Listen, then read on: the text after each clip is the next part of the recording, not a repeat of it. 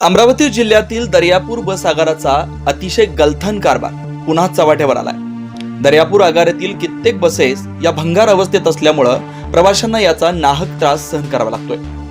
कारण ग्रामीण भागामध्ये दर्यापूर बस स्थानकातून ज्या बसेस फेऱ्या मारतात त्या कित्येक बसेस रस्त्याच्या मध्यभागीच बंद पडत आहेत। तर दुसरीकडे आज गुरुवार रोजी दुपारी 4:30 वाजताच्या सुमारास दर्यापूर आगाराची बस क्रमांक MH40N 9945 ही बस आगारातून डेपोमध्ये जात असताना रस्त्यावरच या बसचा जॉईंट रॉड तुटला।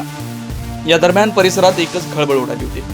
तर मुख्य रस्त्यावर बस बंद पडल्यानं काही वेळ बस डेपो समोर मोठ्या प्रमाणात वाहतूक विस्कळीत झाली होती। सुदैवानं बसमध्ये एकही प्रवासी नसल्यानं पुढील अनर्थ टळला। मुख्य रस्त्यावरून नागरिकांनी बस लोटत डेपोमध्ये नेली, परंतु अशा भंगार बसेसमुळे भविष्यात मोठी जीवितहानी होऊ शकते। त्यामुळे अशा भंगार बसेस तातडीने बंद करून नवीन बसेस दर्यापूर आगाराला द्याव्यात अशी मागणी आता प्रवाशांनी केली।